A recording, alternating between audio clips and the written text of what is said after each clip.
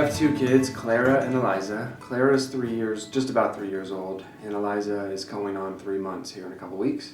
My favorite part about raising kids is that I get to live through their eyes. I get to engage in our surroundings in the world as if I'm a child.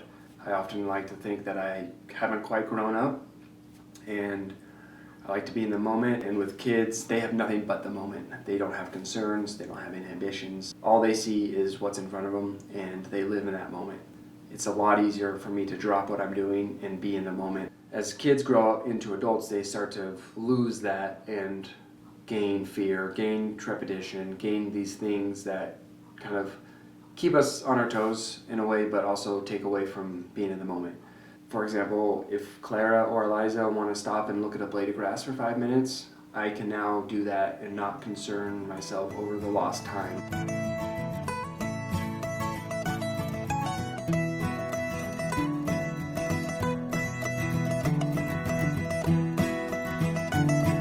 I think the biggest challenge for me is the relationship with my wife. It's no longer just her and I, and we now have to learn and adapt how to maintain our relationship and move forward and continue to grow with each other.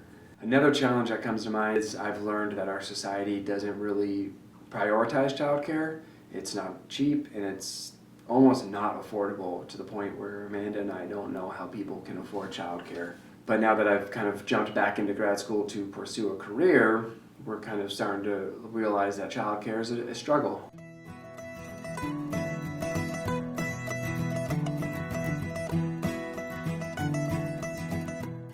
I think the pandemic has affected us in a handful of smaller ways that have started to compound.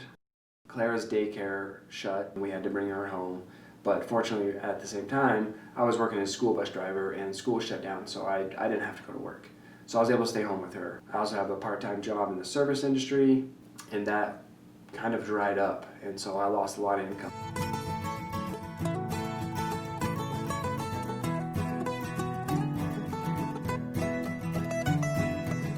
I think what I look forward to the most is teaching my kids about life. I like seeing their eyes when they learn something new, they make these new connections, and immediately apply what they've learned into how they speak or what they're doing.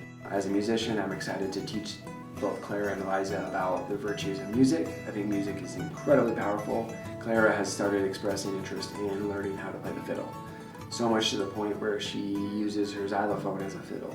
And then with Eliza, I'm excited to see who she becomes as an individual and how she grows to become her own person. She's almost able to hold up her head on her own, becoming a little bit more autonomous, which is nice because I can start to play with her a little bit more. She's smiling, she's cooing, soon she'll be laughing. I think next year, if the pandemic subsides and there's a new normal that gets established, the thing I'm going to want to do the most is get out and travel again. We try to do one road trip a year. We think the experiences that you can get are extremely important, and under the new normal, we'll be able to do some of these. And next year, I think, will be a great time to get back out, ease back into life, and create a normalcy that we've kind of lost this year.